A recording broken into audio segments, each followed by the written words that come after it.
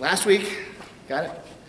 Last week we discussed the Aruch HaShulchan as this magnificent work of Jewish law, and as you can see, each siman, each topic has several paragraphs of discussion, and I don't think we looked at it inside, but we talked about it last week. We learned one or two, maybe three or four actual selections, and got a sense of who he was and what he was about. Around the same time, the Chafetz Chaim, the Mishnah Berurah, Rabbi Meir Yisrael Kagan, is writing his commentary on the Shulchan Aruch, and we spoke about how it was a very different kind of work. Even though it's written around the same time, the Aruch HaShulchan is still writing in an intact Jewish community where he saw his job as defending and providing validation of what people were doing.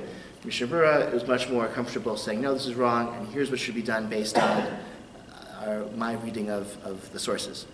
In that sense, it's more of an orthodox book than the Aruch HaShulchan. In the 20th century, the Mishnah Berurah becomes dominant, becomes much more popular.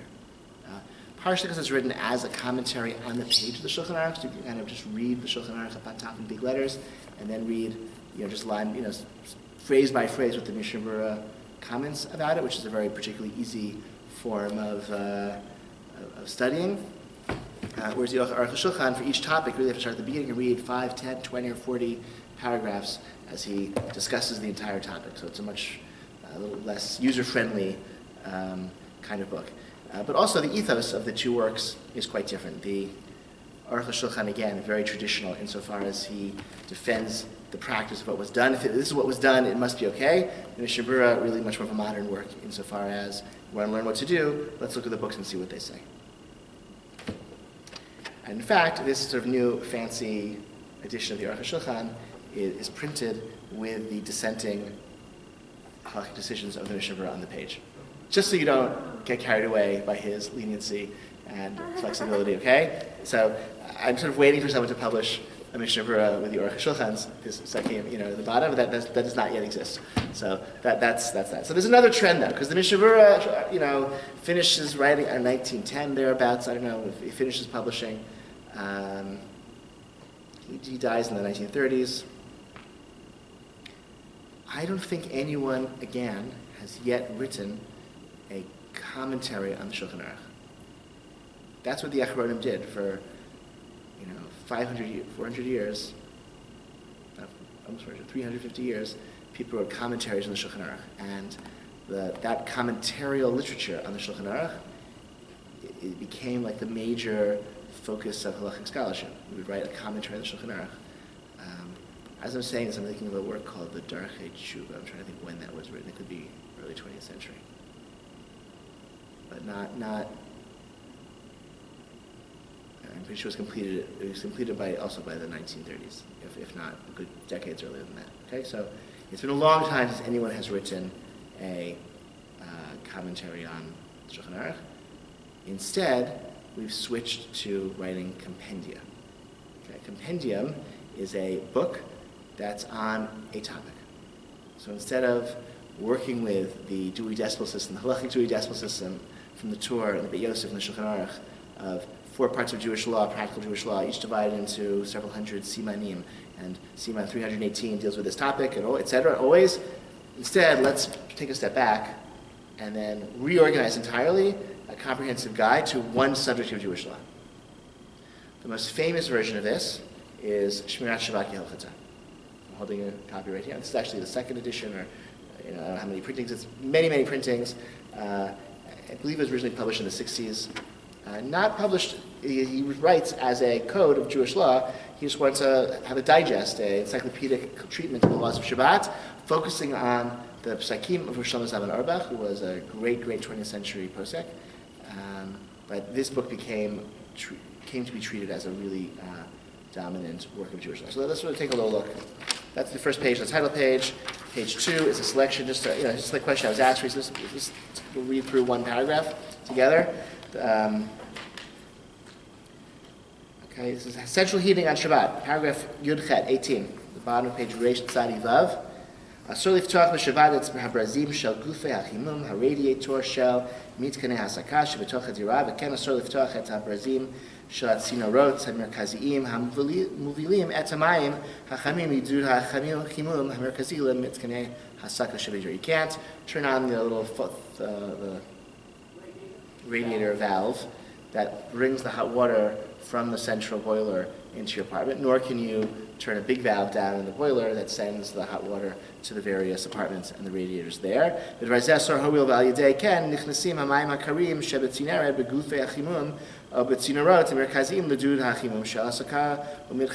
because the cold water that's in the radiator is going to circulate through the system and get heated, and that's heating water from cold to hot. That is a biblical prohibition on Shabbat.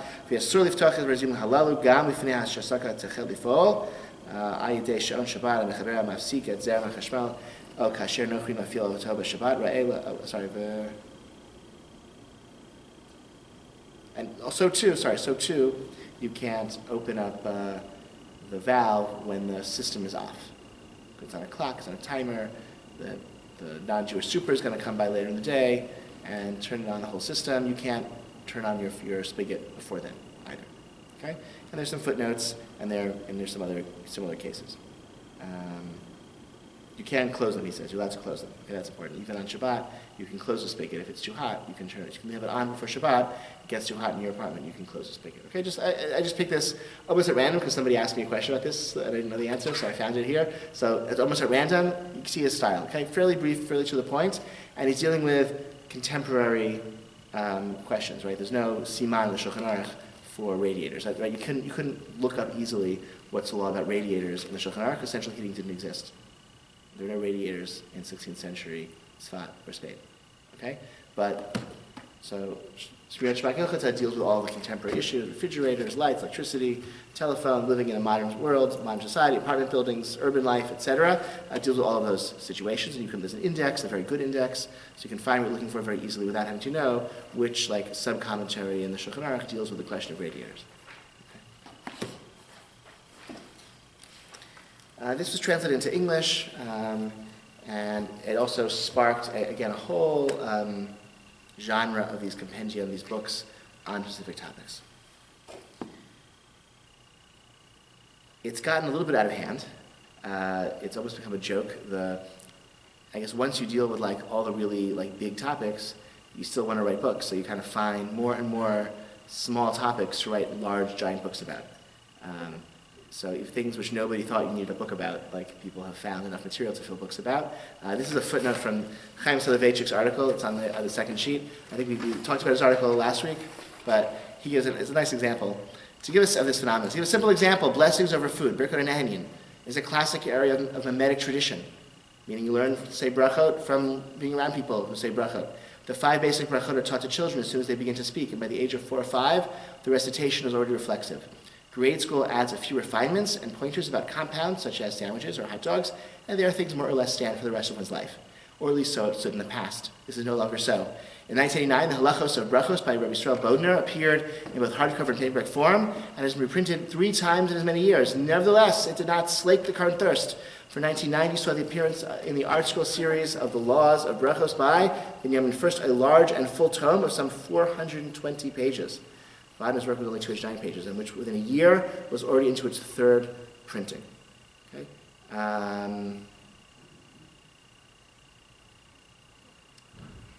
So this is a large book over something which no one ever wrote a book about before in Jewish history.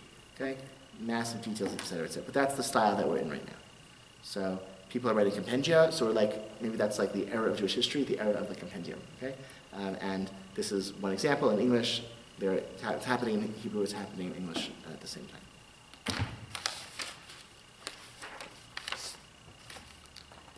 Here's an example about Shabbat. This is the Shabbos kitchen.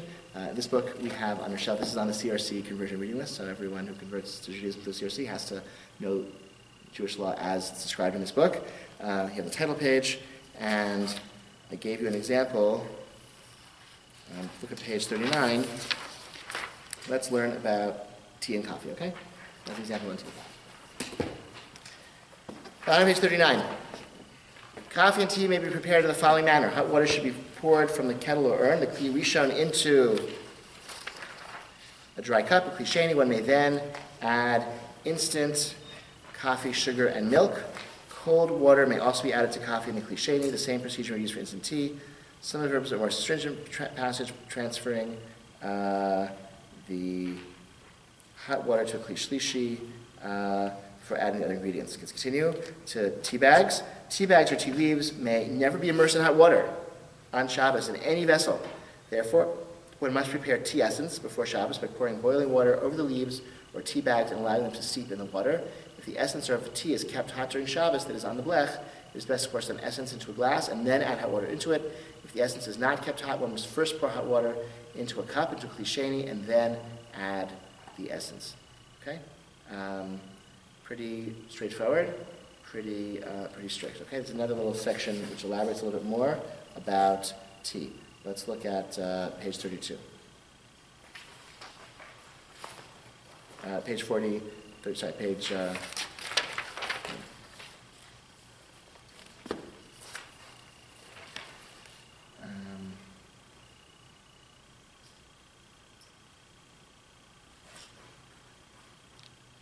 hot food or liquid let's do.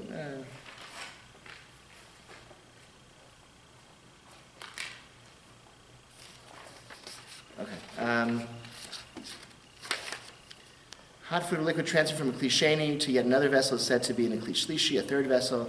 Once transferred to a Kli Shlishi, so liquids do not retain the capacity to cook most foods. Therefore, it's generally permissible to immerse any raw cooked food in a Kli Shlishi, even if the hot water of the Kli Shlishi is yad solet, opposed too hot to keep your hand in. There are, however, several foods so sensitive to heat that they can become cooked even in Kli Shlishi. These are tea leaves, eggs,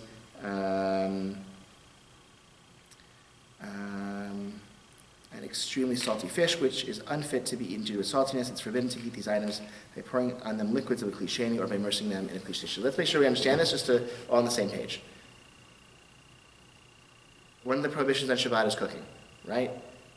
We have an understanding, goes back to the Talmud. Cooking takes place in a primary vessel only, the pot that's on the stove, okay, the urn in which the water was heated. That has enough kinetic energy to actually cook something, but if you pour that hot water into another pot or into a cup, that's a Kli Sheni, a secondary vessel, and it doesn't have enough heat to cook anything because it's busy heating up the walls of the pot or the walls of the mug, and so it can't heat anything. So you should be able to put anything into a Kli Sheni and not worry about cooking. So if you want to put some parsley into your soup, don't put parsley into soup, a big pot of soup on Shabbat, but if you pour the soup into a bowl, that's a Kli Sheni, maybe it's a Kli Shlishi because you have the ladle, right? And then you can put your parsley, whatever, or something, whatever it is in your soup, okay? Tea bags, they say, are so sensitive that they can cook always, even in Kli Sheni. And so you can never put a tea bag in hot water because, I mean, it seems to be imparting its flavor into the water. The tea bags seem to be easily cooked, even in this secondary vessel. And so the only way to prepare tea on Shabbat is through essence. You've seen people make essence, maybe? You make put 5 tea bags in a pot, you make very, very concentrated of tea before Shabbat, and then you can dilute that in hot water on Shabbat. Now there's a footnote number 27, which points out that Moshe Feinstein, the greatest halachic scholar ever to, live in North America, says that tea leaves can be steeped in a third vessel. Not a secondary vessel, but a third vessel. So this is also a kind of characteristic feature of these English language books. The English in large print, like the main body of the text, is fairly strict, and the leniencies are confined to Hebrew footnotes. If you can read the Hebrew, they're willing to tell you the lenient position, but they're not willing to put it into the body of the text. I wish I could understand that position well enough to explain it to you. You're a skilled operator.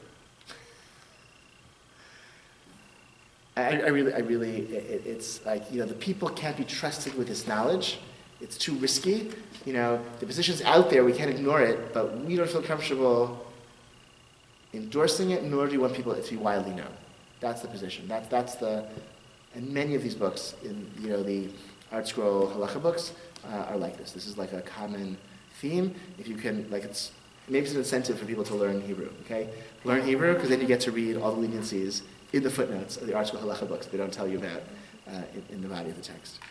It's actually, it's really one of the problems with Art Scroll as a publishing house more generally. They're willing to censor the greatest rabbis of all history so that, like, to make everything consistent with their position, their ideological position, their halachic position. So, right, Rav Moshe Feinstein doesn't deserve, like, to be mentioned in the body of the text because there's, in the sense of the authors and editors, there's a consensus position that's more strict. So he doesn't warrant a mention in the English language, okay, in the body of the text.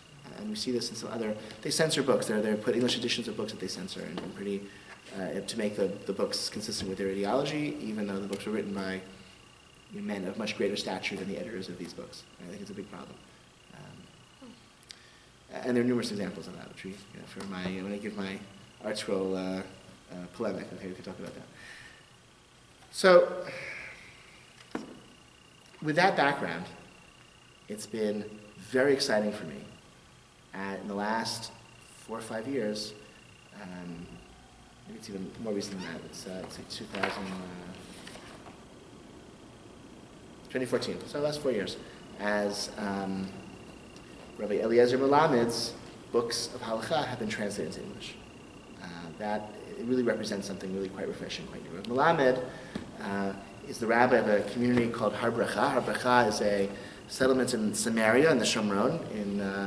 It's near Nablus. It's near.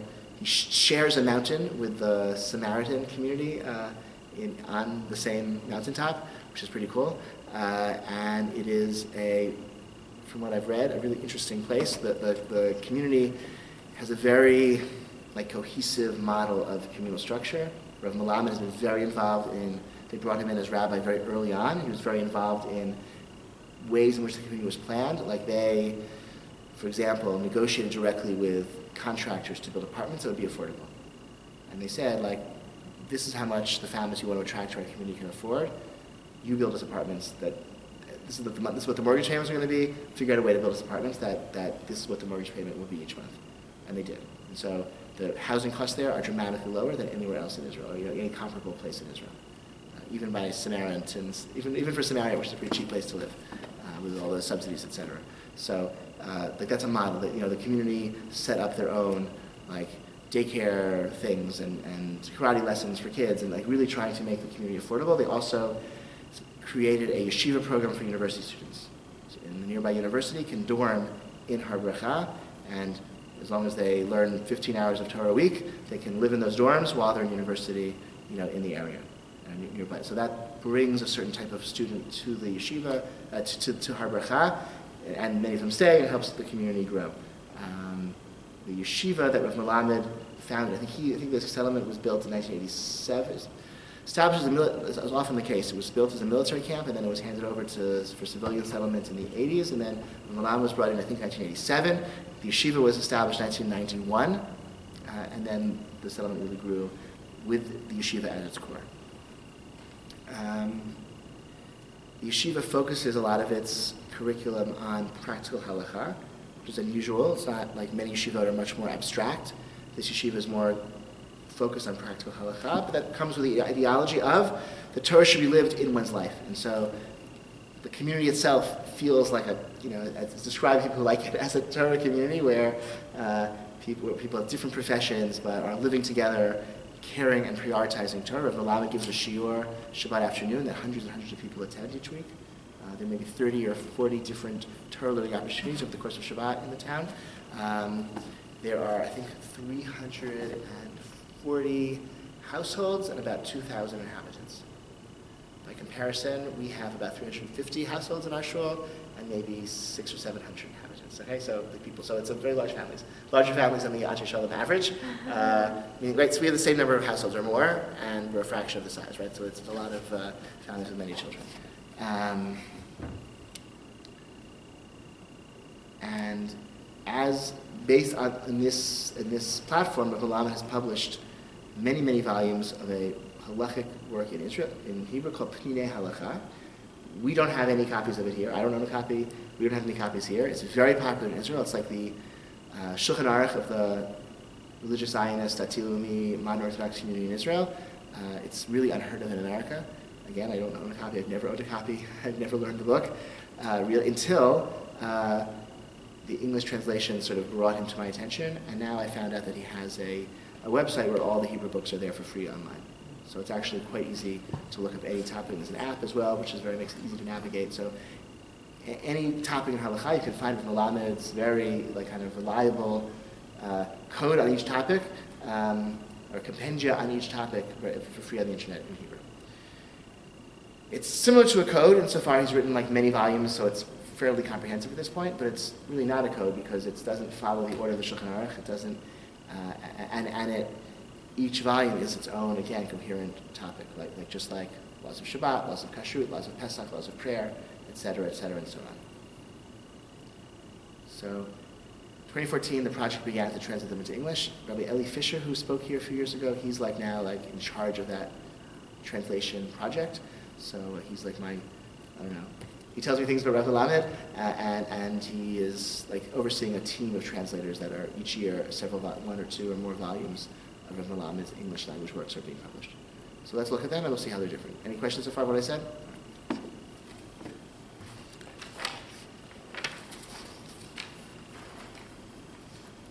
All right, so look at page 50. Look at page 56, 57.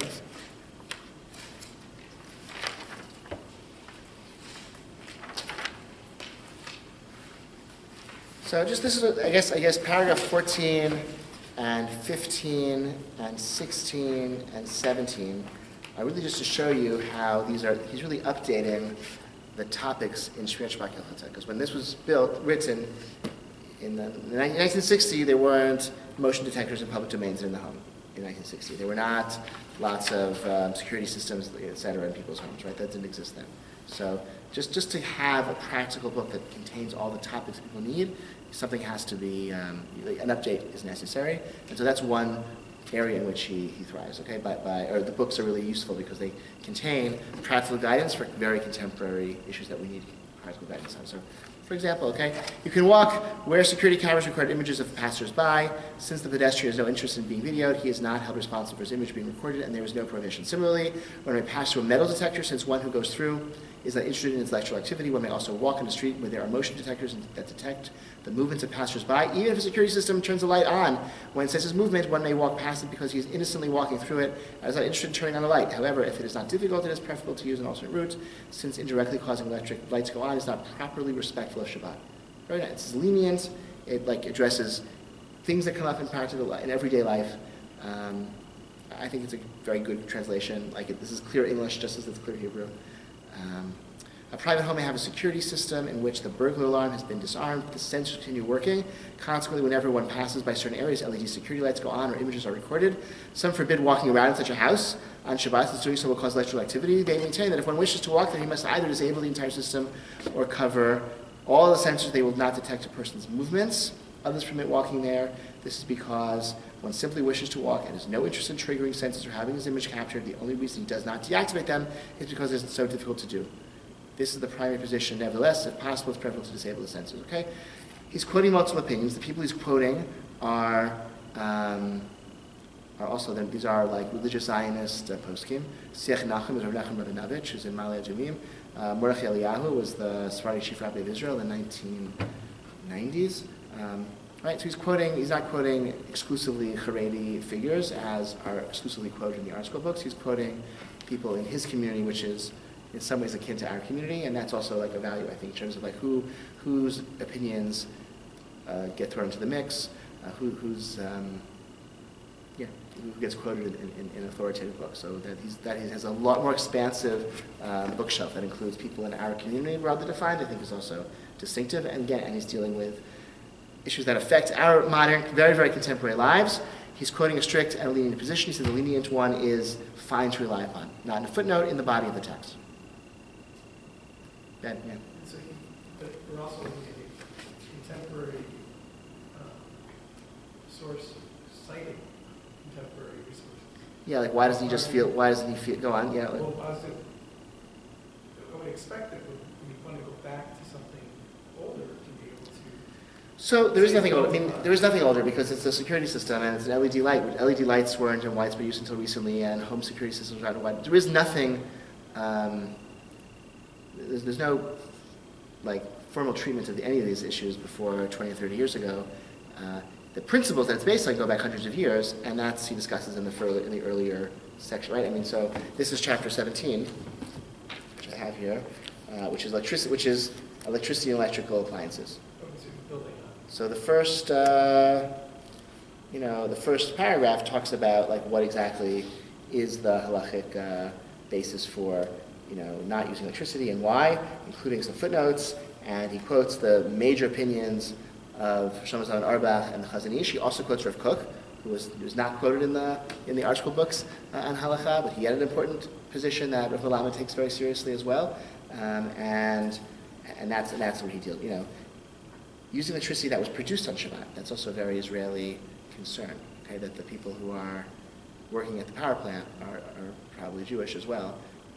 That's a distinctly Israeli situation, and he deals with that as well. So he's quoting other people, but they're recent because these are recent issues, but he really builds off of earlier. I mean, if you read through the entire chapter, I think you have a sense of, it's not just like random positions that are, pulled out of the air, this person says X, this says Y, but no, I can understand, if I've been reading throughout the book, I have a sense of what some of the principles of the laws of Shabbat are, and so it makes sense to me. Electricity, fire, whatever it is, exactly. Yeah. But it's not like, I don't know, you could find other books that are even more fundamental about, like we have those gray books, I don't know if it's like a 4-volume gray, the 39 Melachos of Shabbat Shabbos, which is very, very theoretical, with practical examples. It'll say, here's each of 39 Melachot, here's conceptually a definition. Do you know what I'm talking about? Have you ever seen? I'll get one right now. We'll pause for 30 seconds. I'll say what I'm talking about, okay?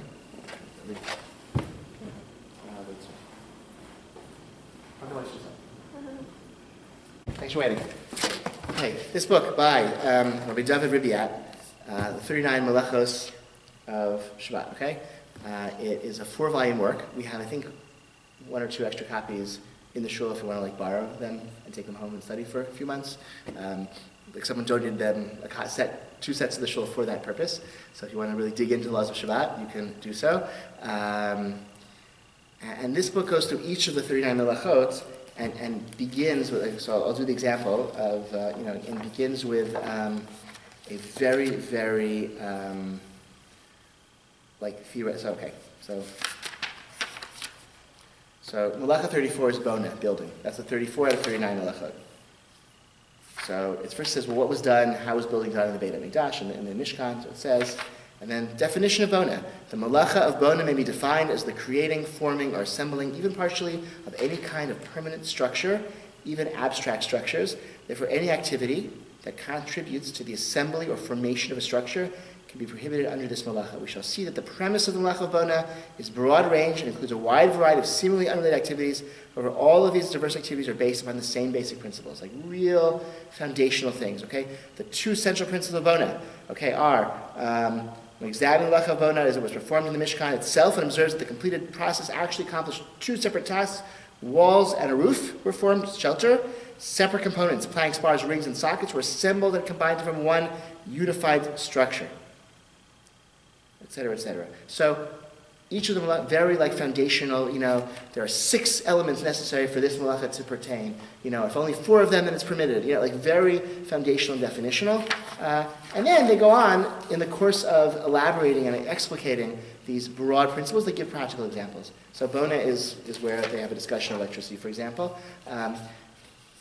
The book, with also very, very extensive Hebrew footnotes, of course, in the back, endnotes, even worse than footnotes. Endnotes, I hate endnotes.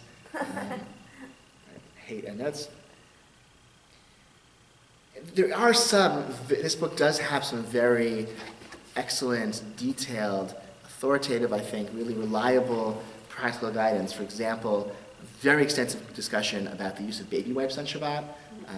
Very extensive discussion, use of warming trays on Shabbat. It's just not comprehensive. You couldn't look at an index and what is the halacha of X or Y and expect to find it here, because the purpose of this book is really from foundation to practical halacha, but they're much more interested in making sure that the foundation is very comprehensive. It's a great book. I really love it. It's fun.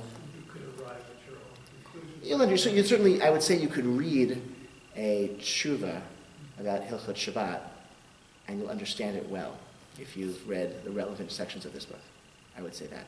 So Rabbi Melamed is not doing anything quite that extensive, but he is doing some. The first chapters and the first sections of each chapter are explaining the basic principles, and then he gives practical guidance. But he's much more interested in actually giving them practical guidance in a way that's very accessible and easy to see, right? With some footnotes and some citations, but not an overwhelming number. Security systems, turning off an alarm that went off in Shabbat, alarm clocks, watch, digital photo frames, very interesting, very, very interesting. Okay. Let's go to page 174, preparing tea on Shabbat, since we learned about this, okay?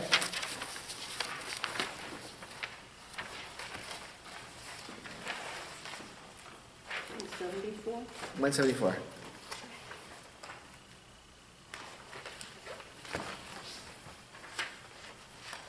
Found it? Oh.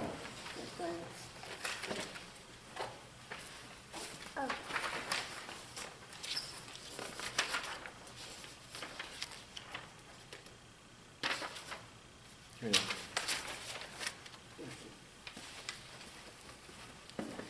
One who wishes to prepare tea using a tea bag must do so in a kli shlishi. This means that he must first pour the hot water into a cup, which becomes a kli sheni. Then from this cup he must pour the water into another cup, which becomes a kli shlishi. He may then place a tea bag in the water. At first glance, it would, right? Understand this is the position of Moshe Feinstein that was relegated to a Hebrew language footnote in this book, is Rabbi Melamed's basic assumption, this is fine, this is what everyone does. And then he goes on. Okay, so just like that's nice. At first glance, it would seem that one should be allowed to do this even in kli sheni. In fact, even more lenient should be fine, since the rule is that a kli sheni cannot cook. However, as we established, even a kli sheni can't cook kale habishul, and some are concerned that tea leaves fall into this category, things that cook easily. Additionally, others believe that there is a rabbinic prohibition on placing uncooked food into a kli sheni because it resembles cooking. Therefore, one who wishes to prepare tea must do so in a kli shlishi. Some are even more stringent. They maintain that since we see that a tea bag releases color and flavor into the water, even in a kli shlishi, this is an indication that tea cooks very easily, and therefore one may not put even in a kli shlishi. Quote, okay, citations. However, according to the majority of poskim, the rule that a kli shlishi does not cook is absolute, and one may always put uncooked food in a kli shlishi. Additionally, just because a tea bag releases color and taste in a kli shlishi does not prove that it has been cooked. The fact is that even if you put a tea bag in water that is only 140 degrees Fahrenheit and not hot enough to cook at all, the bag will still release color and taste. Therefore, one may put a tea bag into hot water in a kli shlishi. And then here's what you do if you do essence, okay?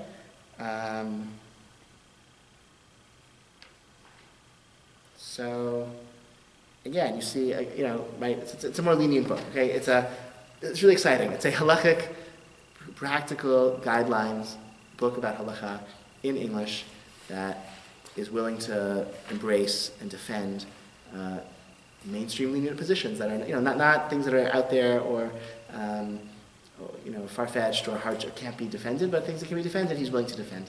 I think that's really great. Okay, this is why And here's another thing I really like. Let's go to page 115. This is from the Pesach guide.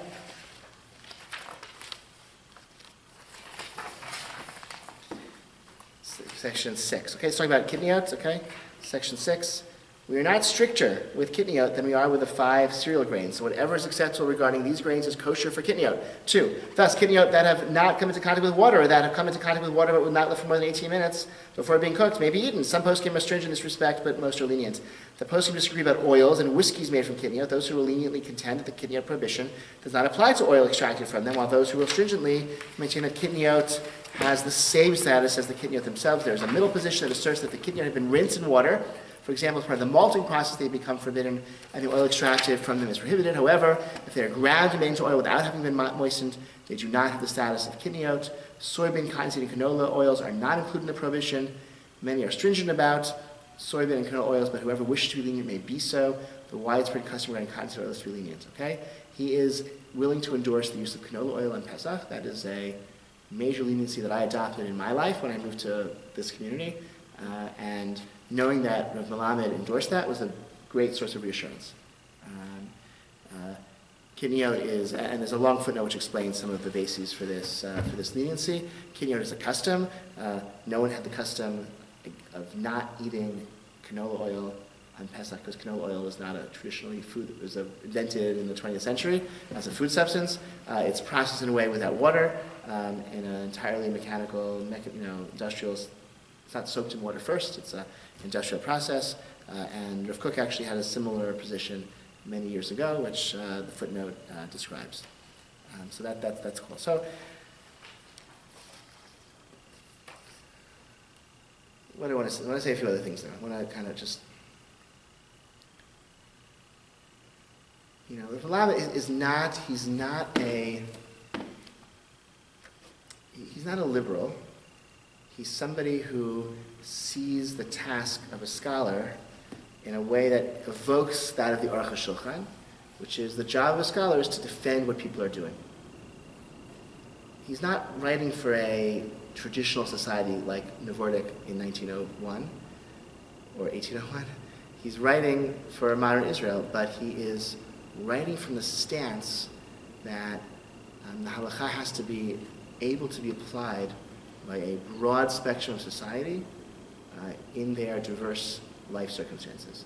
And that's really quite different from diaspora orthodoxy. Starting in the 1860s, Orthodox communities in Europe separate themselves from the dominant mainstream Jewish community and establish their own communal institutions and in all sorts of ways. An outgrowth of that has meant that in large measure, Orthodox rabbis, when engaging in halachic scholarship, are doing scholarship for other similarly committed observant Jews. That's their constituency. And so that allows them to be quite strict, it allows them to be quite demanding, because their constituency is that most committed core at the heart of the Jewish community who wants that and can take that. And frankly, at least to some degree, I find that very appealing, personally, professionally. I've said this before, so it doesn't sort of sound, but I don't care if people are Jewish or not. I care. Convincing people to take Judaism seriously is boring to me. That doesn't interest me professionally. I have no professional interest in, convincing somebody who isn't interested to be interested. What really excites me professionally is somebody who is committed, who is interested, who wants to observe with greater sophistication, with greater profundity, or someone who's struggling with some aspect of their faith or their observe. That's really exciting to me professionally. And so that's why, the Orthodox synagogue, you've got this one, but in general, is is appealing to me because that's the world of modernity, where Orthodoxy is a separatist, small religious sect, where we're speaking to each other, to a rarefied core of the community. With Melamed, in the Israeli context, it's really quite different, because kashrut has to be applied on a state scale. Shabbat is observed in some ways on a national scale. And you have people who care about Judaism, who are in very different lives. It's not just your professionals who start in your modern Orthodox congregation.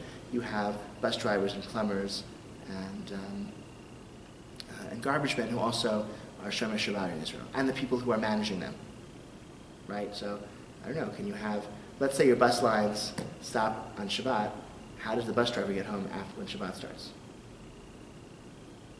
Okay. When I was in Israel, they stopped at 2 o'clock on Friday. I don't think that's one solution. Okay? When the buses start, when Shabbat ends, how does the bus driver get to the depot? Are you allowed to take a bus? Are you allowed to take a bus right after Shabbat, knowing that the bus driver drove on Shabbat to get to work? So we could be right. The bus not going to drive until Shabbat starts, but the bus driver has to be there. Someone has to, right? So there are people who don't take the first bus. Are you allowed to cross the street at a crosswalk? Because you're going to make the car, the Jews driving cars on Shabbat, they're going to have to brake because of you, which makes them turn on the brake lights. And then when they're done, they're going to put their foot on the accelerator and burn additional gasoline. So maybe you can't cross the street at a crosswalk if there are cars there. Oh, in this section I photocopied. Can you have a home alarm system? If your alarm goes off, people have to send emergency personnel to your house. For what? For possession? You're not allowed to break Shabbos just to save your money, right? So how can you have an alarm system on a Shabbos if, right? You're supposed to let burglars take your stuff on Shabbos rather than, call for help, especially if it's Jews who are going to come and help. So it's a whole different, it's a different scale insofar as like in a Jewish society the questions multiply, and also I think the leniency and the like, let's make this work for just a broader the broader constituency for whom this has to work for. Okay, so that's also a difference, I think, for him as well. So he's not a liberal. He's an Israeli Dati Leumi rabbi who sees Halacha and Judaism as having a very integral relationship with the state and the country and society, which means he's also weighed in on various issues in religion and state. He has some interesting positions about civil marriage and same-sex marriage and some of the areas where the rabbinate's monopoly on personal status for Jews in Israel is now really being strongly confronted by people's desire to live in freedom and have any modern people live in a democracy where the people have freedom of association and full freedom, more robust freedom of religion. And he's had some interesting things to say about that. Not that I wouldn't say he's a liberal, but he's more open to new arrangements than many others of his background. Okay, so that's also interesting. And I'll also acknowledge that.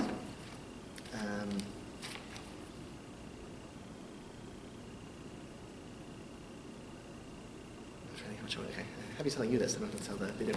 He's in recent weeks he came out with a statement that there's a controversy right now in the Jewish people at large, including the rabbinic community, about how to view the rise of these neo-fascist political parties in Europe. The Netanyahu government has embraced them and has sort of felt any government, no matter how fascist its ideology, no matter how anti-Semitic its propaganda, if it's going to support Israel, they've been embraced by Prime Minister Netanyahu and his government. Viktor Orban is the most, the authoritarian president of Hungary is the most blatant example of that, because the Jews in Hungary feel they're victims of his anti-Semitism, and everyone in Hungary, or at least many people in Hungary, feel themselves as everyone in Hungary is a victim of his authoritarian politics, whether they realize it or not, and he was welcome. He's become a very important ally of the government of Israel.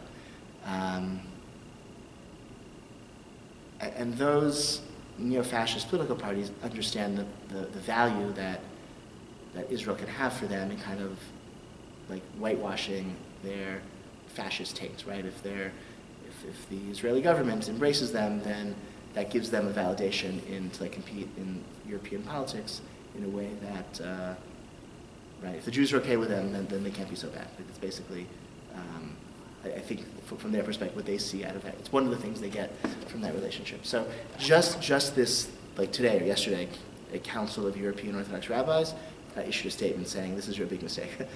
They are seeking out the friendship of Jews as a way to validate themselves, but their ultimate platform is anti-minority and authoritarian, and it's a danger to our countries, it's a danger to Jewish life in particular. And we Jews should not allow ourselves to be co-opted by that agenda. And this you can read that statement. It was issued this week, maybe yesterday, okay? You can find it online. I think it's very wise. I think the American Orthodox community, I think, should really take it seriously in our own communal alliances and where we choose to, who's using us for similar purposes. Melamed has come out in the other side of that debate, and he's felt that, right now, what's important, we need allies, and whoever those allies are, whatever their past, whatever might be problematic about some element of their worldview, if they're going to support us, then that's good for the Jews, and then we should accept them as our friends, and that's including some of these parties of the far right. He says they're not a threat to us anymore, and we should be open to them wanting to be our allies. In his community in Har Bracha, they've had evangelical Christian volunteers who come every summer, and they house them in the settlement, and they pick grapes or something in the grape harvest, and that's been controversial in Har Bracha, but Melamed has been supportive of that as well. He really feels that the Zionist project, and within the Zionist project, in particular the settlement movement per se, including isolated settlements in the mountains of Samaria surrounded by large Palestinian civilian populations, that is the vanguard of the Jewish people in this era, and whatever supports that is positive, and whatever undermines that is negative, and that's how we should assess threats and opportunities. So that's not my worldview. I disagree with that worldview quite strongly. And yet I love his books, as I hope I've made clear. You just described something that was not the religious discussion. That was secular or Zionist. So you're saying, what's the big deal? So his politics have his affinity for fascist politics, and so who cares? Who cares? What'd you say? It makes a difference. You think it makes a difference? Yeah. So it's,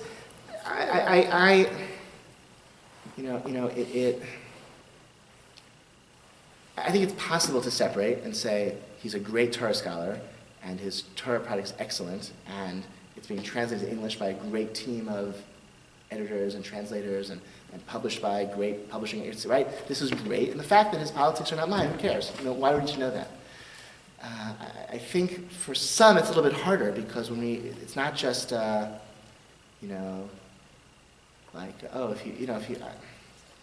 if you were a great, surgeon and he developed a new technique for doing open heart, so who cares what the quality of his product stands on its own. But the quality of his product is Torah, right? So it's hard to separate that from other issues that speak to our values and our ethical principles and that's part one. And part two, if you think that he's foolish and naive in a certain area of human endeavor, it's hard to say, but I trust his judgment with my life. And I'll give him my immortal soul. I'm going to use canola oil on Pesach because I trust this man's judgment, okay, with my life itself, even though I think he's actually kind of foolishly naive when it comes to analyzing the world at large. That's not always so easy. So I am able to, and for some people it's really, some people it's there definitely have been rabbis whose politics has seemed a little bit naive in a way that reminds me of the way they speak about Judaism. I'm like, oh, maybe I'm going to be a little bit less trusting of your Jewish ideas because it reminds me too much of the way you talk about politics, and I think you're kind of naive when you talk about politics. That's definitely something I've noticed. And there's some people whose politics I feel, or their moral attitude in general, in some other ways, so egregious I just can't trust them as a rabbinic figure. I can't rely on their judgment. Even if their scholarship is great and I want to use it as a resource, I just can't rely on your judgment and say, I'm going to eat canola oil in Pesach because of you. So he's not in that. For me, he's in a category where I can kind of separate. I can say, you seem to be a scholar who can take in a lot of information and evaluate it well and process it and distill it and come out with guidance that is sound and balanced and life-affirming for a community, even though I have moral objections to certain of your public statements, and some of them show poor judgment as well. So I'm able to do that. I think that's a technique I've practiced over the last 20 years or so of distilling, in that way. Some people find it easier, some people find it harder, and I think it depends really on the issue at hand. There's some things are. I think there are red lines, there are black lines, where I don't care how great a scholar you are, you're just a bad person. To this degree, I can't treat you as a rabbinic figure. That's also, there are people who are not necessarily, their politics isn't necessarily so immoral, but they're bad people, they're cruel, and with many first-hand accounts of their being sort of cruel or petty or vindictive, and it's just, I don't care how big a scholar you are, you're a cruel person. I can't I can't soak in your Torah.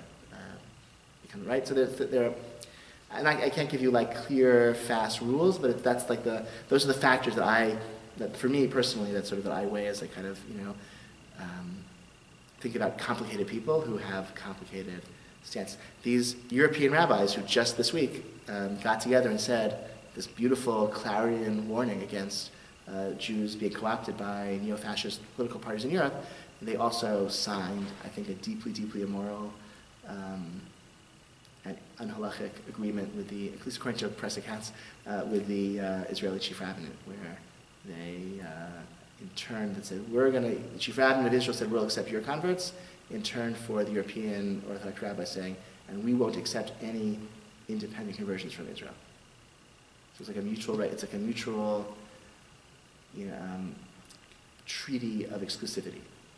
We say, the Europeans say, you, the chief rabbinate, are the only ones who can do valid conversions in the state of Israel, and you acknowledge us as the only ones who do valid conversions here in Europe, and we'll each recognize each other and no one else. I think that's deeply anti-halachic and immoral and cruel, and right. And it's the same people who are, right. So people are complicated. They can be wise and prescient and moral in some ways, and then have blind spots or not see things or be pressured by politics or by, making. People are complicated. That's how it is. I don't generally try not to throw people out and say you're worthless to me, but because there's that complexity. Okay, questions or comments? All right. Thanks so much for coming to the class, for coming to the series. I think the next series is Rabbi Sarna on head and hair covering for men and women, a 4-part series. And then the series after that, I return with I think 3 or 4 parts on Judaism and world religions. And then we have the spring semester still has to be scheduled, but there's good stuff in the works. So thank you.